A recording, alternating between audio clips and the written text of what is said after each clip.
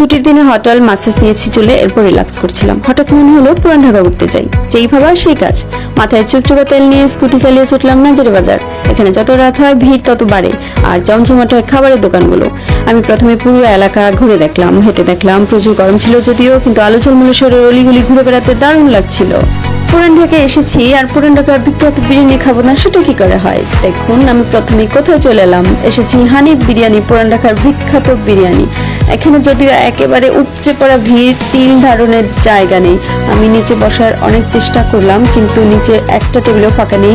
কোথায় বসবো ঘোরাঘুরি করছি। দেন আমি জিজ্ঞেস করলাম যে অ্যাকচুয়ালি এখানে আর কোনো খাবারের জায়গা আছে কিনা। ফাইনালি আমি পেয়ে গেলাম দোতলায় উপরে ওঠার সিঁড়ি।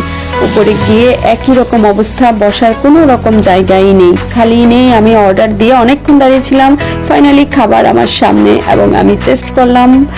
যদিও আমি খুবই অল্প খেয়েছি, কিন্তু স্বাদ অসাধারণ ছিল। অল্প খাওয়ার উদ্দেশ্য হলো আমি আরো খাবার ট্রাই করব, কারণ হানিফ বিরিয়ানি থেকে বের হয়ে আমি আবার চলে এলাম পুরান ঢাকার আরেক বিখ্যাত হাজি বিরিয়ানিতে। হাজি বিরিয়ানির এখানেও বসার জায়গা পাচ্ছিলামই না, অলমোস্ট আমাকে কিছুক্ষণ দাঁড়িয়ে থাকতে হয়েছে, কিন্তু ফাইনালি এখানেও খাবার পেয়ে যায় এবং এই খাবারটাও হানিফ বিরিয়ানির মতোই খুবই সুস্বাদু ছিল।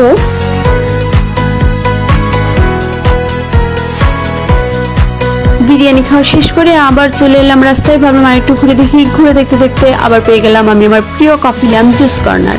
এই জুস কর্নারটার ধানমন্ডি ব্রাঞ্চে আমি প্রতিনিয়ত যাই। অফিস থেকে ফেরার পরে যখন আমি একটা জুস নিই ঠান্ডা, ওটা খাবার পর আমার খুব রিফ্রেশ লাগে। এখানেও পেয়ে যাওয়ার পর আমি একটা জুস খেয়ে নিলাম, আখের জুস, খুবই দারুণ, ঠান্ডা কুলকুল ছিল।